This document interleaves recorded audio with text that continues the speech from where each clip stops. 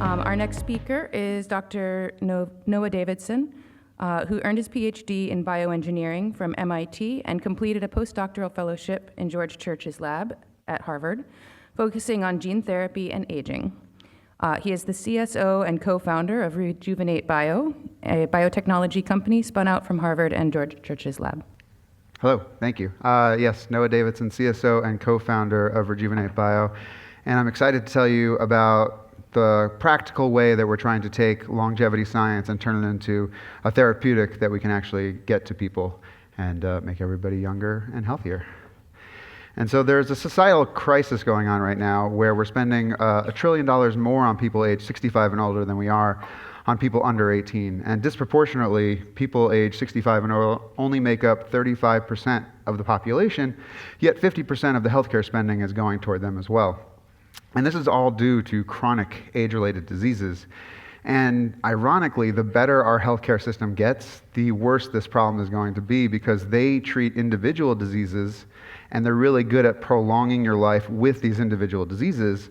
And so it's more of a sick care, that I think that's a term everybody likes to use these days, rather than a health care. And so we need actual therapeutics that get at the underlying problem, which is aging itself, because that's the highest risk factor for getting any of these chronic diseases. A bright note is that there is a lot more investment into longevity, and so I think we'll start to see a lot of those benefits coming soon. And so today, this is kind of the outline of the talk. I'm going to talk about two different platform technologies that Rejuvenate has. We're very committed to tackling this very large and complex problem of aging. And we're going about it in a couple different ways. I'll then talk about how we're going into the veterinary market and how we already have corporate buy-in from a number of different partners there. And then lastly, bringing a more generalized therapy to market and getting it through clinical trials needs some creativity, because you can't just take an aging therapy and go for aging, or hopefully we can one day with the X Prize. But you need to go into a specific age-related disease, and we've done a lot of work around how do we take a more generalized therapy and bring it out there to specific diseases. And so this is the team at Rejuvenate. My co-founder there, Dan Oliver, I've known him for more time now than I have not known him. Time really creeps up on you. And we met at college, and then he went and got his MBA, and he's really passionate about translating science and technology out into practical uses and therapeutics, and I really roped him into this journey during my postdoc. And I had a more traditional scientific academic career where I went straight into get my PhD from MIT in synthetic biology. Then I jumped across the river to join George's lab for my postdoc, where I did gene therapy and aging. And that's kind of where the journey started. I got my dog Bear. He is the inspiration for me starting Rejuvenate, and that's why we have veterinary applications, is because animals are a great proxy for human aging, and we care about them a lot, and they don't live long enough. And so we have both animal health and human health, and they actually are very synergistic in the way they work and help us fund and execute on bringing these important technologies to the market. And then I don't think George needs an introduction, visionary leader. We like to say he's tripled down on us, founder, investor, and on the SAB. And it's been really nice to actually bring in outside people to the table as well. Dr. Catherine Hai, a luminary in her own right, brought the first gene therapy to the market for humans. And it's great to have them both on board, helping us push the boundaries of what we're doing. And so we have the tools to combat aging, and the goal is really, how do we use those tools to make you younger and healthier? And the first step is we're using genes that target aging directly / can treat multiple different age-related diseases. And we're delivering those genes with a gene therapy that safely can deliver those therapeutics, and we want more of a permanent solution to a chronic long-term problem. Aging and age-related diseases are with you forever, so we want something that is also with you forever to treat these problems. And then we have to get a little creative and employ different clinical strategies and business models to tackle this very large, complex problem, because it's going to take a long time and take a lot of money. So we have to figure out a way to do it if we don't get that $2 billion check at the front, like some people do. And so the first platform technology I'll talk about is our longevity-associated genes. This is basically taking the science that has been really well established about which genes make mice live longer, and how do we translate that into a therapeutic that can treat many different diseases and health span in general. And we've already demonstrated that it can treat health span and multiple age-related diseases. This was the seminal paper that I published during my postdoc, and we showed that one combination of anti-TGF-beta1 and overexpression of FGF21 is able to treat multiple different age-related diseases: heart failure, diabetes and obesity, and kidney failure. And so even if you ignore the heart failure implications, FGF21 can be thought of as a better GLP-1. It is less side effects. You're not going to lose muscle mass. You're not going to stop eating, but you are going to mobilize fat, decrease cholesterol, and increase insulin sensitivity and decrease triglycerides. And before I even did this work, there wasn't actually much data out there showing how protective FGF21 was in the kidneys. So it was really great to see kind of new science come out of different applications of the therapeutic in different disease models.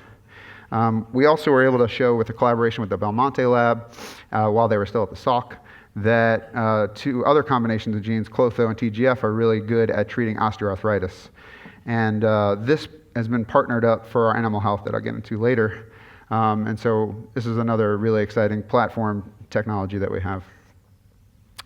And so while longevity-associated genes are great and they can treat multiple age-related diseases, our other platform focuses more on epigenetic reprogramming and age reversal. And so with this platform technology, we've been able to show that we can double the remaining lifespan of wild-type elderly mice. So imagine getting diagnosed with cancer, saying you only have 5 years to live, but now you have 10 years to live. That's kind of the effect that we're seeing with this epigenetic reprogramming. And we're not the only ones using this technology. Actually, through a collaboration with the Sinclair lab at Harvard, with a really talented grad student, Yunchen Liu, who has since graduated, he was able to show that epigenetic reprogramming can improve visual acuity in elderly mice, as well as regenerate nerves in an axon nerve crush model. And so that brings us to the doubling of lifespan. This experiment was very costly in that we had to get twice as many mice as we needed, because we first have to let the mice age to a point where half of them die. And then at 124 weeks, we start the experiment. And so we wanted to really show that in elderly aged mice where you may have been smoking your whole life or eating too much, that without anything done previously, we can still make a huge impact in really old mice. Because this is the patient population that we want to get into for humans. We don't want to give you something in your 20s and tell you that by the time you're 80, trust me, this is going to be great. We want to give you something in your 80s and be like, hey, you're going to be better off now than before the treatment. And not only were we able to double the remaining life, but it started to show that we were able to get at many different parameters of health span, namely with the frailty index and some of the epigenetic markers, where we're actually improving health, not just extending lifespan. And so translating this technology is not as straightforward, though, because the data I just showed you was using 2 separate viruses, which is a nightmare for CMC. And you actually need to create some proprietary technology to allow you to go into humans for specific diseases. And that's what we did. We created an inducible system that can fit inside a single AAV with all 3 genes of the Yamanaka factors. And the small molecule used in this inducible system is an FDA-approved molecule, and it's likely that we'll be able to get to sub-therapeutic levels of the small molecule. And it's a pretty safe molecule in the first place. And so we're using an Aptazyme technology. We're not the first to use Aptazymes, but we have specifically engineered it to have extremely tight off, because it's really important for Yamanaka factors. You don't want them to have even a little bit of expression without your say-so. But it also allows us to have really good spatial temporal control using this small molecule dimmer switch.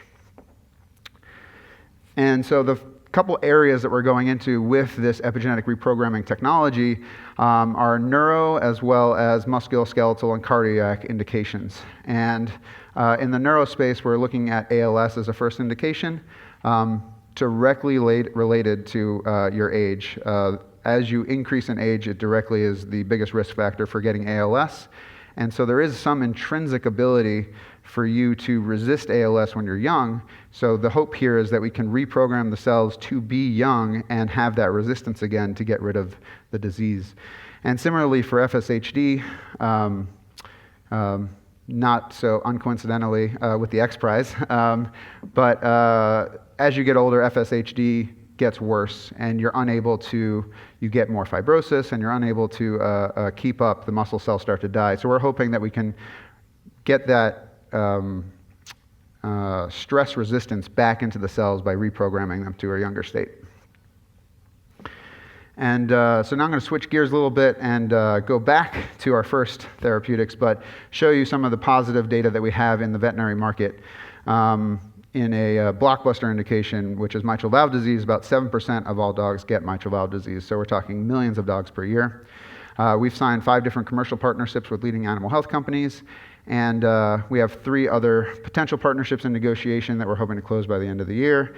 And all of this animal health, while it's near and dear to my heart, also makes a lot of sense monetarily and from a business strategy perspective, because it provides a lot of non-dilutive capital to support all our efforts elsewhere in the company for our human trials, et cetera.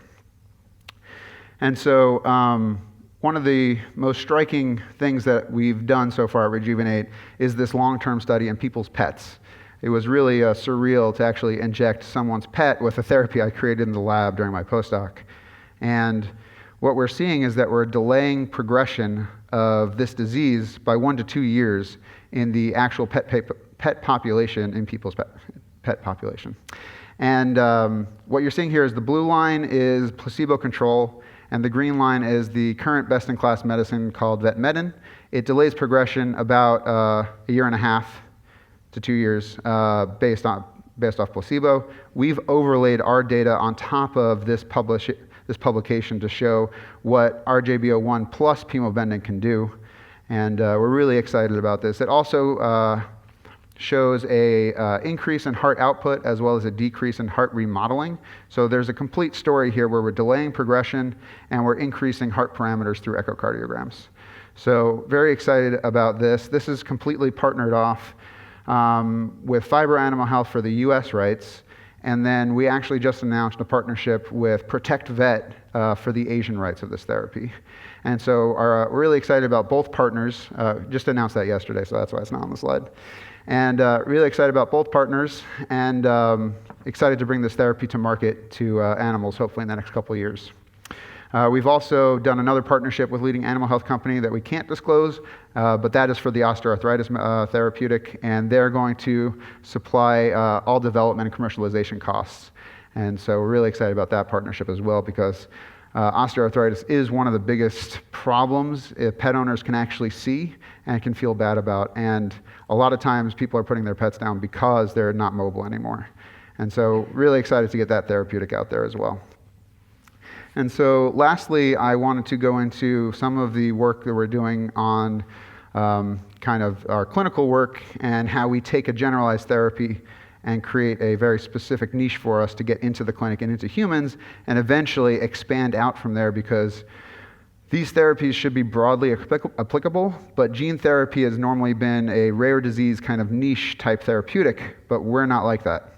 And so we've been able to generate some best-in-class data that will get us into the clinic, really positive pre-IND feedback, raised a good amount of money that will hopefully get us there, and as well as recently got a CIRM grant to help support this work. And so for our human therapeutic, we're using just FGF21, keep it simple. And this is a really well-tolerated, durable, safe, well-studied gene that both has human data now for a number of different analogs in late-stage trials, as well as we have our own 3-year safety data, as well as mice have increased mouse lifespan by over 30% with transgenic overexpression. So I think it's a really safe one-time administration that we're really excited about. It activates very key pathways in a number of different physiological parameters and in chronic diseases like cardiac disease as well as metabolic disease. In cardiac disease, it prevents remodeling, decreases inflammation, decreases arrhythmia. Who knew that FGF21 was so good at anti-arrhythmias? It is also really good at mobilizing excess fat, decreasing triglycerides, cholesterol, increasing insulin sensitivity, and it can actually reactivate and strengthen the immune system by reversing thymic involution. And since it decreases growth hormone, you'll probably have less incidence of cancer as well. It's kind of a magic drug. It's probably it's GLP-1-like. And you can probably think about it as a GLP-1 non-responder slash synergistic effect with GLP-1, since actually some of the effect of GLP-1 is through an FGF21 type mechanism. And we're using liver-directed gene therapy to take advantage of the fact that AAV, the virus that we're using, gets into the liver very well, and FGF21 is actually naturally created in the liver and secreted from there. And if you think about it from a metabolic perspective, everybody stops taking these GLP-1s once they hit their goal weight, and then they rebound, whereas you won't have any compliance issues when you have a therapy that is with you for at least a decade, if not more. And so the first indication we're going into for our FGF21 therapeutic is desmoplakin arrhythmogenic cardiomyopathy. It's a mouthful, but basically these patients have really a large amount of arrhythmias, and they're told not to exercise because it can exacerbate the arrhythmias and the cardiac disease. And if we were successful in just this specific subpopulation alone of ACM, we'd be, one of the largest gene therapy players out there so far. But we'll have the ability to expand and move into other populations of all ACM variants because we're agnostic to the genes themselves. And as well as going into other cardiac indications. As you can see from our veterinary animal health program, we're going into mitral valve disease, very different disease than arrhythmogenic cardiomyopathy. Yet FGF21 is able to have effect in both different diseases. So really excited about the expansion possibilities of this therapeutic and the way we're taking an generalized aging therapeutic and being able to target it to multiple different age-related diseases. And then we also have work going in for the metabolic, as I mentioned, but I won't have time to get into some of that. So I just wanted to give you a little bit more background about our first indication for humans. DSP ACM has a huge amount of arrhythmias, inflammation, and fibrosis, and FGF21 is very good at addressing those key aspects of the disease, also able to increase structural support as well. DSP is a very large gene, so can't be treated with a normal gene replacement strategy. You have other variants of ACM, specifically like PKP2, where you actually have a number of different gene therapy players replacing the faulty gene with a better one. But DSP is too large and won't be, it's kind of like it's too large to fit into an AAV, so you won't be getting any gene replacement soon with an AAV. And as I mentioned, it's a very large patient population that we can expand into the whole ACM patient population as well. And so here's our best-in-class data where we're head-to-head here against actually replacing the PKP2 gene. So what we did here is there's a mouse model where you knock out PKP2. This is a desmosomal protein. And once this desmosomal protein is knocked out, the desmosome, which is the interlocking proteins that connect the different heart cells, starts to degrade, so you can't get coordination of contractility in the heart. And when you replace the gene, you actually get correction of those arrhythmias with the data you're seeing on the right there. And with our therapy, with just FGF21, we're actually seeing the ability to decrease arrhythmias even better than gene replacement. My theory about this is twofold. A, FGF21 is really great at antiarrhythmias, but B, we're actually getting every single heart cell because we're expressing FGF21 in the liver, and then it goes to every single heart cell. Whereas the gene replacement companies actually have to deliver AAV to every single heart cell, and AAV delivery technology is just not there to get 100% of the heart. And so we're really excited about that, and the fact that it should be amenable to going into other populations. So I will end with here at just to say that we are at the nexus of several different markets with multi-billion-dollar exits. Gene therapy itself has a lot of different acquisitions in early phase clinical trials. And the cardiometabolic space is super hot right now. Obviously, with the GLP-1s, most companies are acquired in early stage clinical trials because they can't do the large trials themselves to get into the metabolic space. But think about FGF21 as a non-compliance, better, less side effect, better version of a GLP-1 that can still work synergistically with GLP-1 responders. Yeah, so I'm very excited to share all this with you and happy to take questions.